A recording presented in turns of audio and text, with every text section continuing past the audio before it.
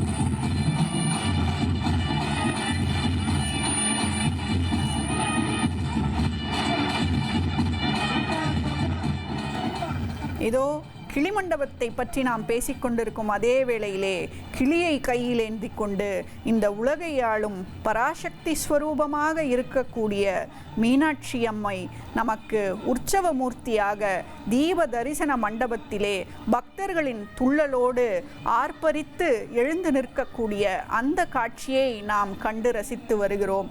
அங்கு இருக்கக்கூடிய பக்தர்களும் மீனாட்சி அம்மையினுடைய அந்த திருப்பெயரை சொல்லி அரோகரா கோஷமிடுவதை நம்மால் கேட்க முடிகிறது.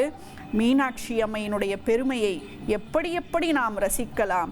ஆம், அம்மா தாயே மீனாட்சி, அருள்வாய் காஞ்சி காமாட்சி, அன்பாய் எனையே ஆதரித்து அள்ளல் கலைந்தே காப்பாற்று, அன்னை தேவி பராசக்தி, என்னை படைத்தது உன் சக்தி, வாழ்வை தந்து வளம் தந்து வாழ்க்கை கடலை கடரேற்று, தில்லை சிதம்பர பத்தினியே திருவடி மலரினை தொழுதிடுவேன், திருவருள் புரிந்து என்னை காப்பாற்று, ஓங்காரத்தின் பொருள் நீதானே, ஓங்காரத்தின் பொருள் நீதானே, உலகம் என்பதும் நீதானே, காணும் இயற்கை காட்சிகளும் காற்றும் மழையும் அனைத்தும் நீதானே, அம்மா தாயை உனை வேண்டி அழுதிடும் என்னை தாலாட்டு, உள்ளம் கோயில் உன் கோயில், உயிரும் மூச்சும் உன் வடிவம், பேச்சும் செயலும் உன் செயலே, பெருகட்டும் உன் பேரருளே என்று சொல்லக்கூடிய அளவிலே தாய் மீனாட்சியாக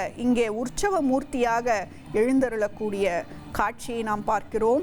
தொடர்ந்து சண்டிகேஸ்வரனும் அங்கே தீப தரிசன மண்டபத்திற்கு எழுந்தருளக்கூடிய அந்த காட்சியை தான் நாம் கண்டு ரசித்து வருகிறோம்.